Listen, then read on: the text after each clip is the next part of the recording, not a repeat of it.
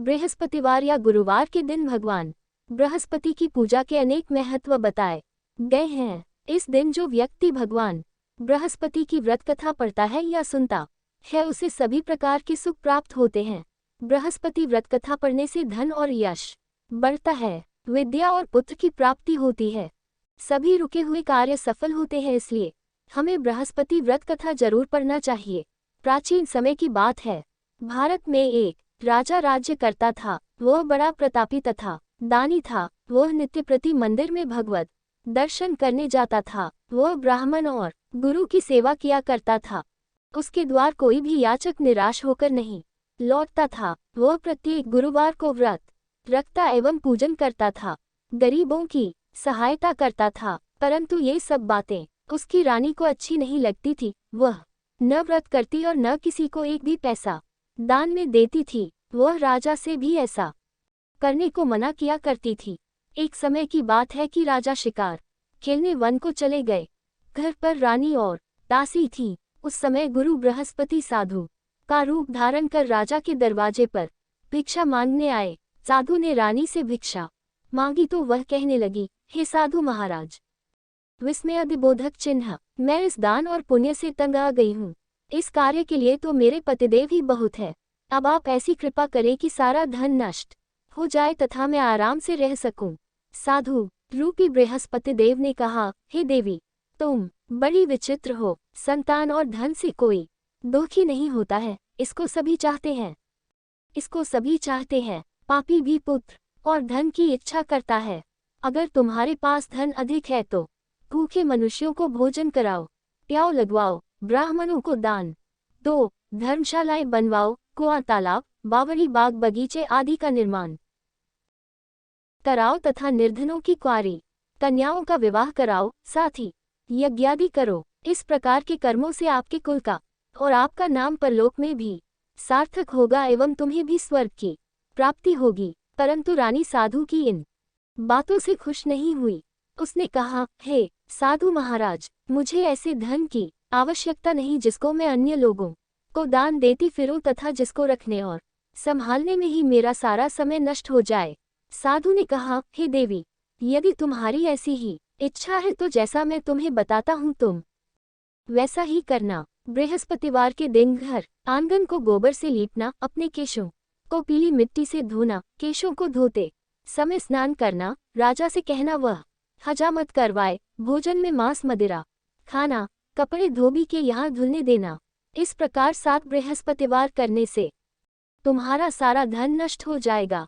यह कहकर साधु महाराज रूपी बृहस्पतिदेव अंतर्धान हो गए। रानी ने साधु के कहने के अनुसार 7 बृहस्पतिवार तक वैसा ही करने का विचार किया।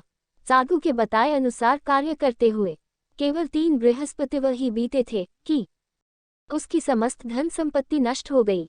भोजन के लिए दोनों समय परिवार तरसने लगा तथा सांसारिक भोगों से दुखी रहने लगा। तब राजा रानी से कहने लगा कि हे रानी, तुम यहाँ पर रहो, मैं दूसरे देश को जाता हूँ, क्योंकि यहाँ पर मुझे सभी मनुष्य जानते हैं, इसलिए मैं यहाँ पर कोई काम नहीं कर सकता। मैं अब परदेश जा रहा हूँ, वहाँ कोई काम धंधा करूँगा, शायद हमारे भाग्य बदल जाएं। ऐसा कहकर राजा परदेश चला गया। वह वहाँ जंगल से लकड़ी काटकर लाता और शहर में बेचता। इस तरह जीवन व्यतीत करने लगा। इधर राजा के बिना रानी और दासियां दुखी रहने लगी। किसी दिन भोजन मिलता और किसी दिन जल पीकर ही रह जाती। एक समय रानी और दासियों को 7 दिन बिना भोजन के व्यतीत करने पड़े तो रानी ने अपनी दासी से कहा, हे दासी, यहाँ पास ही के नगर में मेरी बहन रहती है, वह बड़ी धनवान है, तू उसके पास जा और वहाँ से 5 सेर बेझर मांग कर ले आ, जिससे कुछ समय के लिए गुजारा हो जाएगा। दासी रानी की बहन के पास गई। रानी की बहन उस समय पूजा कर रही थी। बृहस्पतिवार का दिन था। दासी ने रानी की बहन से कहा, हे रानी, मुझे आपकी बहन ने भेजा है, मुझे 5 सेर बेझर दे दो। दासी ने यह बात अनेक बार कही, परंतु रानी की बहन ने कोई उत्तर नहीं दिया, क्योंकि वह उस समय बृहस्पतिवार की कथा सुन रही थी। जब दासी को रानी की बहन से कोई उत्तर नहीं मिला तो वह बहुत दुखी हुई। उसे क्रोध भी आया। वह लौटकर रानी से बोली, हे रानी, आपकी बहन बहुत ही घमंडी है। वो छोटे लोगों से बात भी नहीं करती। मैंने उससे कहा तो उसने कोई उत्तर नहीं दिया। मैं वापस चली आई। रानी बोली, हे दासी, इसमें उसका कोई दोष नहीं है। जब बुरे दिन आते हैं तब कोई सहारा नहीं देता। अच्छे बुरे का पता विपत्ति में ही लगता है। जो ईश्वर की इच्छा होगी वही होगा। ये सब हमारे भाग्य का दोष है। उधर रानी की बहन ने सोचा कि मेरी बहन की दासी आई थी, परंतु मैं उससे नहीं, इससे वह बहुत दुखी हुई होगी। अतः कथा सुन और विष्णु भगवान का पूजन समाप्त कर वह अपनी बहन के घर आई और कहने लगी, हे बहन, मैं बृहस्पतिवार का व्रत कर रही थी। तुम्हारी दासी हमारे घर गई थी, परंतु जब तक कथा होती है तब तक हम लोग न उठते हैं और न बोलते हैं, इसलिए मैं नहीं बोली। कहो, दासी क्यों गई थी? रानी बोली, बहन, हमारे घर अनाज नहीं था। वैसे तुमसे कोई बात छिपी नहीं है, इस कारण मैंने दासी को तुम्हारे पास 5 सेर बेझर लेने के लिए भेजा था।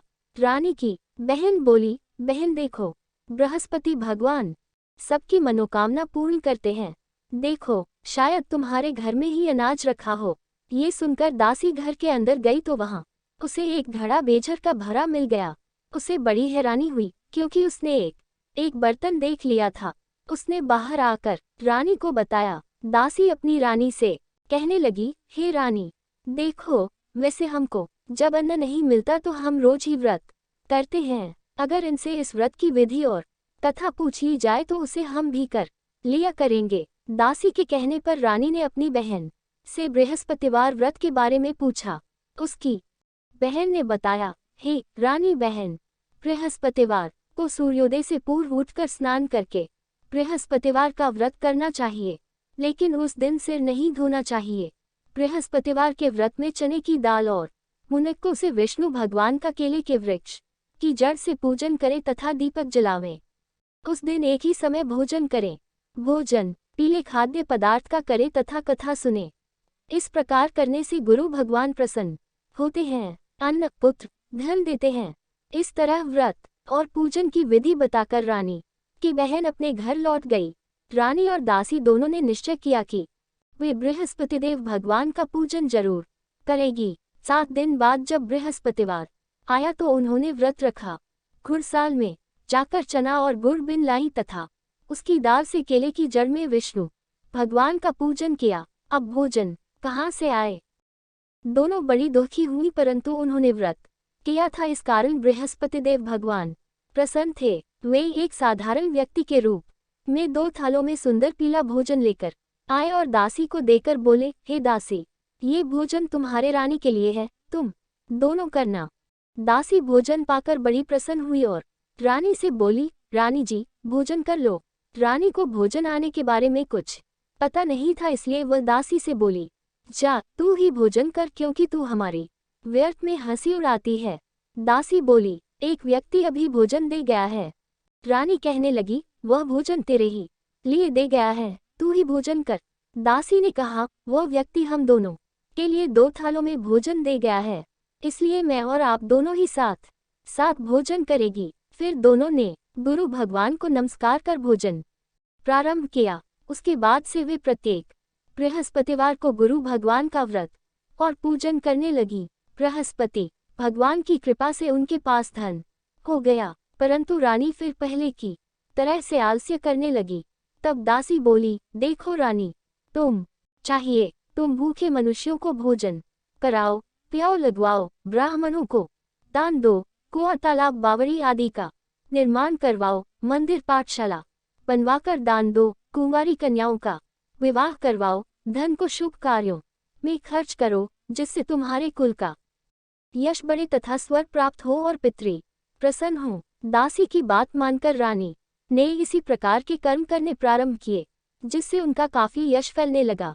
एक दिन रानी और दासी आपस में विचार करने लगी कि न जाने राजा किस दशा में होंगे, उनकी कोई खोज खबर नहीं है। गुरु भगवान से उन्होंने प्रार्थना की और भगवान ने रात्रि में राजा को स्वप्न में कहा, हे राजा उठ, तेरी रानी तुझको याद करती है, अब अपने देश को लौट जा। राजा प्रातःकाल उठकर जंगल से लकड़ियां काटकर लाने के लिए जंगल की ओर चल पड़ा। जंगल से गुजरते हुए वह सोचने लगा, रानी की गलती से कितने दुख भोगने पड़े। राजपाट छोड़कर उसे जंगल में आकर रहना पड़ा। जंगल से लकड़ियां काटकर उन्हें बेचकर गुजारा करना पड़ा। उसी समय उस जंगल में बृहस्पति देव एक साधु का रूप धारण कर आए और राजा के पास आकर बोले, हे लकड़हारे, तुम इस सुनसान जंगल में किस चिंता में बैठे हो, मुझे बतलाओ।